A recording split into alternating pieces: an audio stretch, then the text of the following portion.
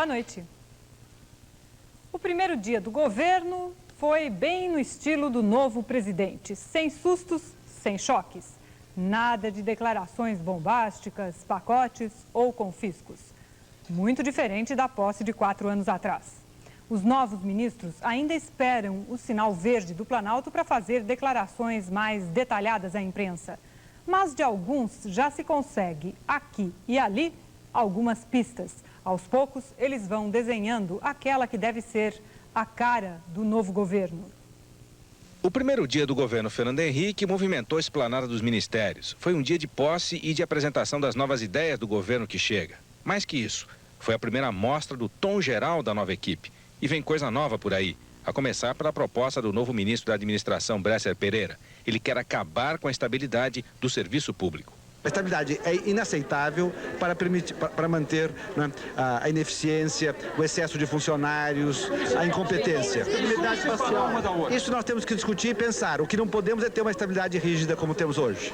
Mas a novidade também esteve na educação, onde o ministro Paulo Renato de Souza disse que pretende dar mais atenção ao ensino básico. O que surpreendeu, porém, foi a notícia do que pretende fazer com os CAICs.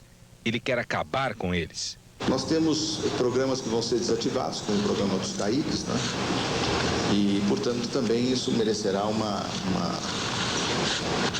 não só uma negociação, porque existem aqui contratos e existem fábricas montadas.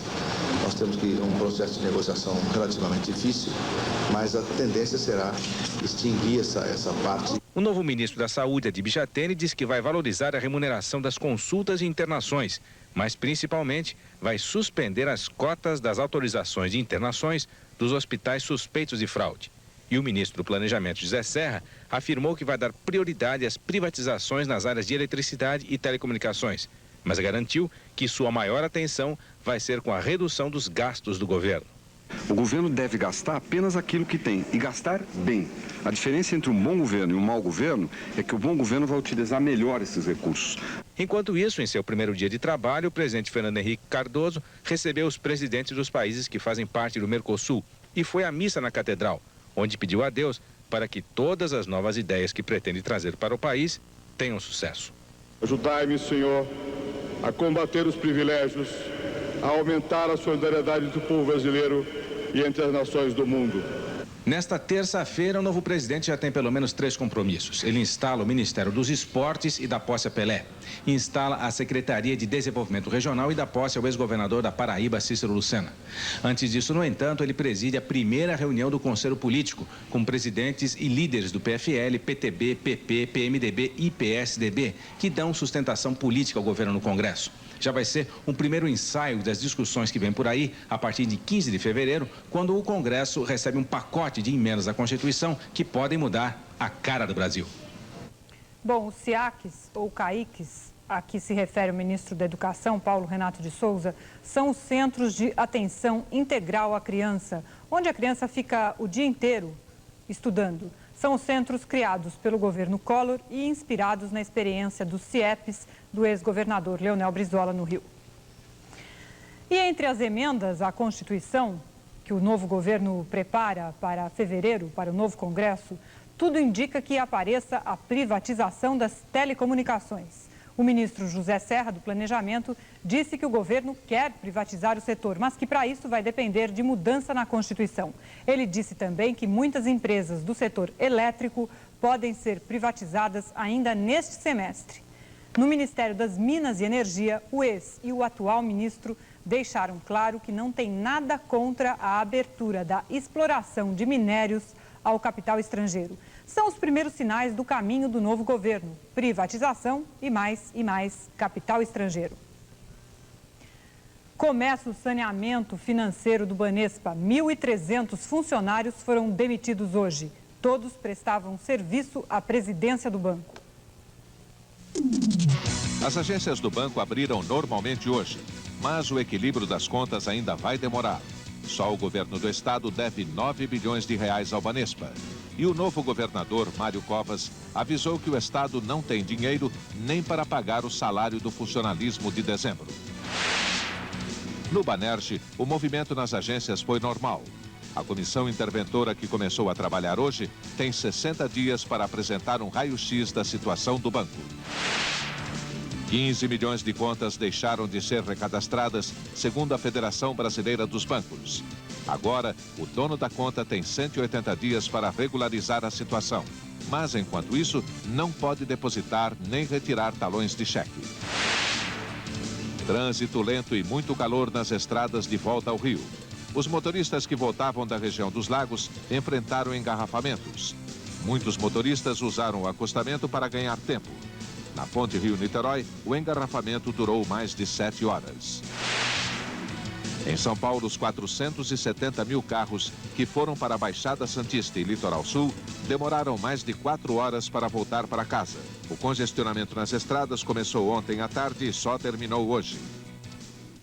Um tipo de notícia que a gente gostaria de ter sempre. Cientistas americanos acreditam que estão muito próximos da cura de vários tipos de câncer. Eles descobriram 2 proteínas que podem reduzir a doença. Os pesquisadores do Instituto Scripps de San Diego desenvolveram 2 tipos de proteína e testaram as proteínas em um tumor de galinha. Eles descobriram que elas impedem a criação de novas artérias. E são as artérias que alimentam o tumor e espalham o câncer pelo corpo. Sem as artérias, o tumor não se alimenta e começa a encolher. Em 3 dias, a redução de tamanho dos tumores foi impressionante. Os cientistas não querem cantar vitória antes da hora. Eles acham que estão no caminho certo, mas ainda tem que testar as proteínas no ser humano. E isso só vai acontecer dentro de 1 ano e meio. A descoberta marca um avanço da ciência no combate ao câncer, e não é a única. O governo americano está considerando a aprovação de um novo remédio para casos de câncer de pulmão e de mama.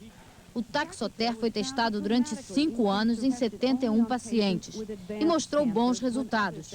Em 75% dos casos de câncer de mama, o tumor diminuiu. Outra descoberta importante pode reduzir os casos de câncer de próstata. Pesquisadores americanos descobriram um defeito genético que impede as células de produzir a enzima que combate o câncer. O próximo passo é encontrar uma maneira de dar a enzima aos homens que têm esse defeito genético.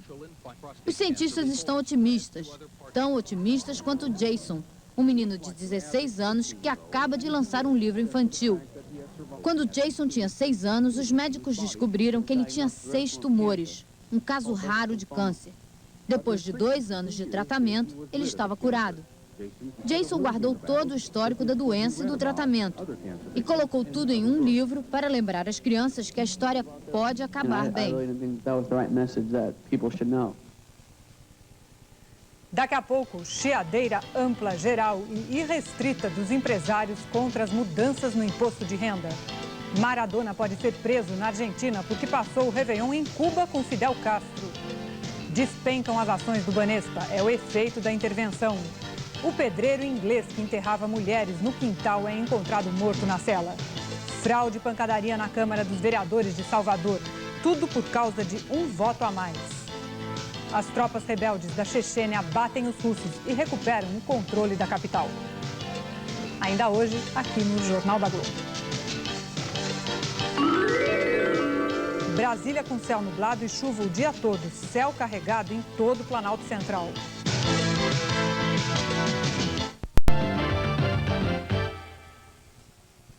Silêncio. Essa é a ordem para toda a equipe econômica até a primeira reunião ministerial na sexta-feira. Mas o ministro da Fazenda, Pedro Malan, adiantou. A prioridade é a desindexação total da economia. O fim da memória da correção monetária.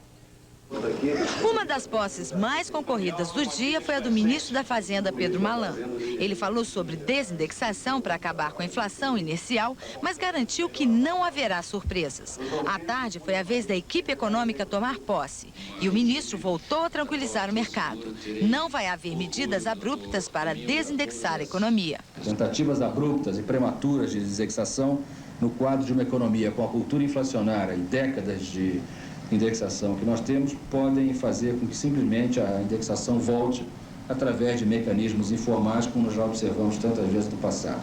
Assim que terminou a sucessão de posses, a equipe econômica deu uma entrevista coletiva que começou com um aviso. O ministro da Fazenda, Pedro Malan, disse que a equipe não entraria em detalhes da economia antes da reunião ministerial marcada para sexta-feira. Segundo o ministro, essa reunião vai servir para uniformizar os discursos dos ministros e evitar que a esplanada dos ministérios se transforme em pequenos feudos. Sem querer falar sobre juros, câmbio e política monetária, o assunto acabou girando em torno de preços. A equipe admitiu duas preocupações: mensalidades e material escolar. Os representantes dos dois setores serão convocados ainda essa semana para uma conversa no Ministério da Fazenda. Apesar disso, a previsão para a inflação de janeiro é otimista. Segundo a equipe, não há nenhuma pressão de aumento de preços, mesmo sendo janeiro um mês em que tradicionalmente as empresas formam estoques. Só não tomaram posse o presidente do Banco Central, Pércio Arida, que ainda precisa ter seu nome aprovado pelo plenário do Senado, e Chico Lopes, que deve ganhar uma diretoria do Banco Central ainda a ser criada. As empresas estão estupefatas. A última medida provisória do governo Itamar Franco fez uma revolução tributária como não se via desde 1977, há 17 anos, portanto. O consultor Antoninho Marmo Trevisan diz que seus clientes estão indignados. Ele e vários tributaristas passaram o dia urrando contra as mudanças no imposto de renda das empresas anunciadas na sexta-feira. E as críticas não se limitam ao fim da compensação do prejuízo no imposto de renda. Trevisan diz que pela primeira vez na história, o governo adota o imposto progressivo sobre o lucro. Quanto maior o lucro, quanto melhor o desempenho da empresa, maior o imposto. As contas da equipe dele mostram que a medida provisória 812 pode resultar numa receita equivalente a 4 ou 5 vezes a receita do IPMF, cuja morte o país inteiro festeja. Quebra-quebra na Câmara de Vereadores de Salvador, tudo por causa de um voto. Um único voto provocou uma briga para baiano nenhum botar defeito. Duas chapas disputavam os votos dos 35 vereadores para decidir qual seria a nova mesa diretora. Na hora da apuração apareceu o vilão. Tinha um voto a mais na urna, 36 no total. A eleição foi anulada e a confusão começou. Soco para todo lado, cadeiras para o alto e uma vítima sangrando. O vereador Rafier Alfaia, do PCdoB, levou um murro no nariz. Depois que os ânimos se acalmaram, houve nova votação. Ganhou o vereador do PMDB, João Bacelar, por 18 a 17. Um vexame para as autoridades penitenciárias da Inglaterra. O criminoso mais famoso do país, que ia ser julgado por 12 assassinatos, foi encontrado morto na cela. Na última foto, o assassino de 12 mulheres aparece em comunhão de sorrisos com os guardas a caminho de um interrogatório.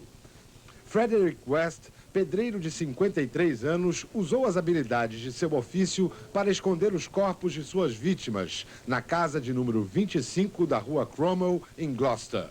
A Casa dos Horrores chocou a opinião pública britânica, que gostava de acreditar que psicopatas como West só existiam nos Estados Unidos.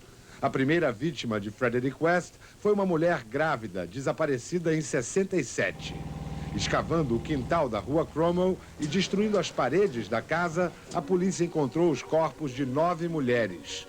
Outros corpos foram encontrados em terrenos próximos à cidade. Na hora do almoço de domingo, Frederick West foi encontrado na cela, enforcado numa corda feita com as próprias roupas.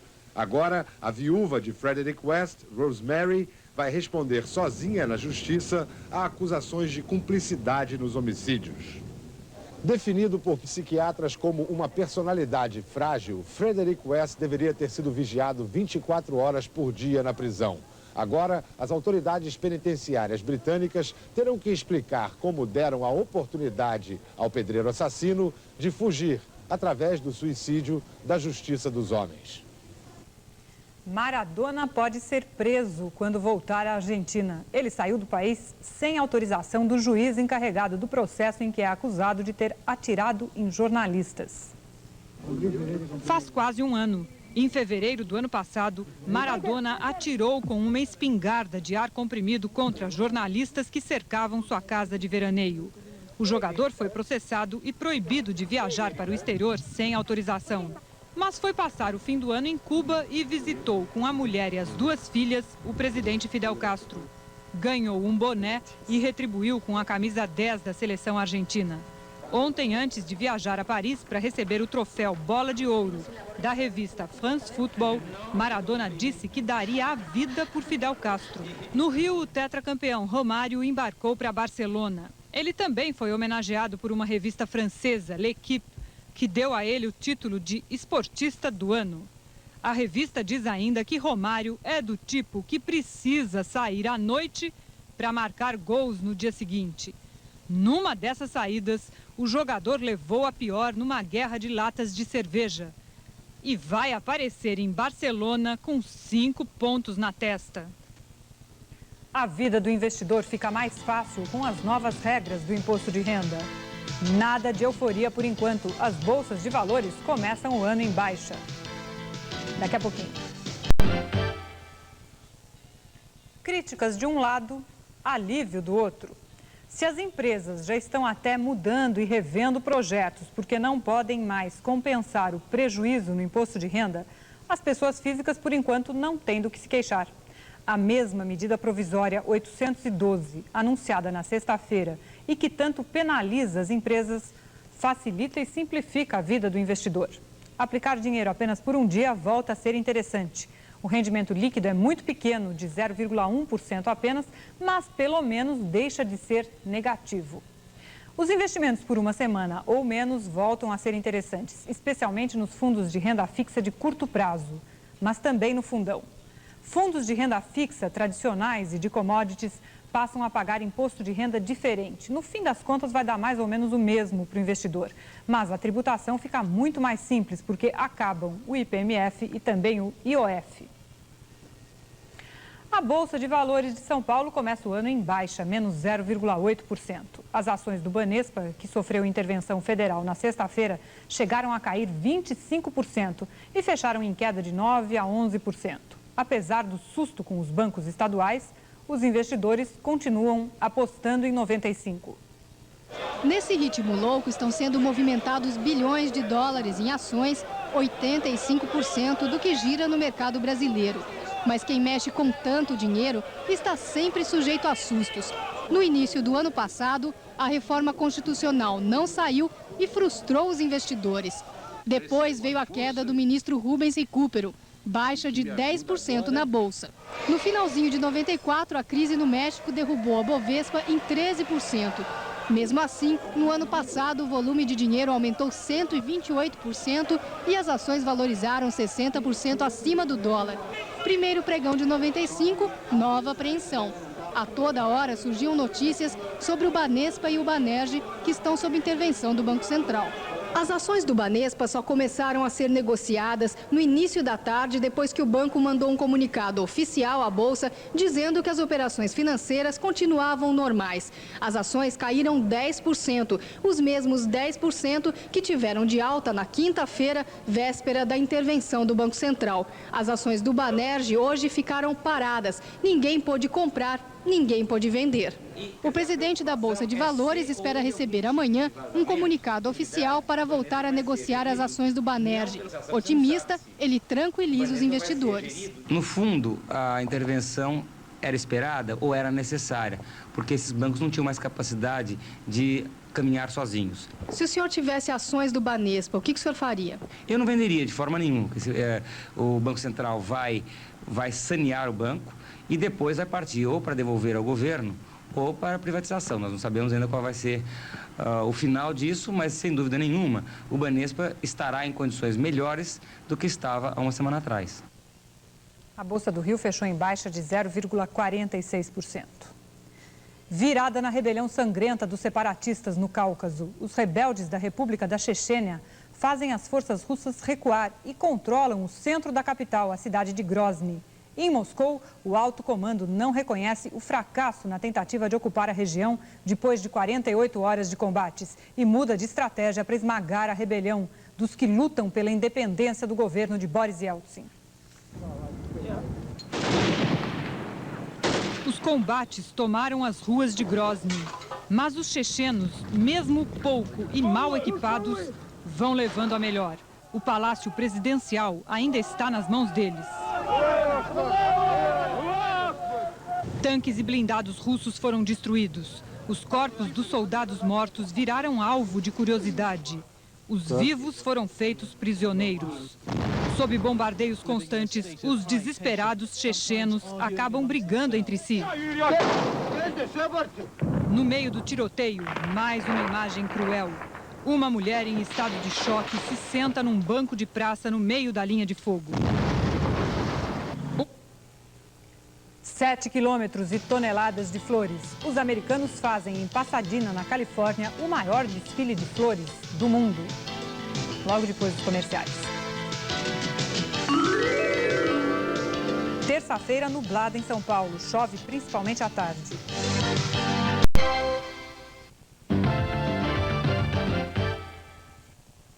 O ex-ministro da Fazenda, Ciro Gomes, vai passar um ano nos Estados Unidos. Ele embarcou com a família agora à noite no Aeroporto Internacional de São Paulo.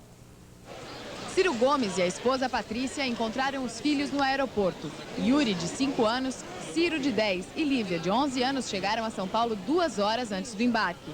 Para eles, 95 começa com a expectativa de uma vida diferente nos Estados Unidos. Acho que isso é bom para ele, pessoalmente, também, para cada um de nós, da família.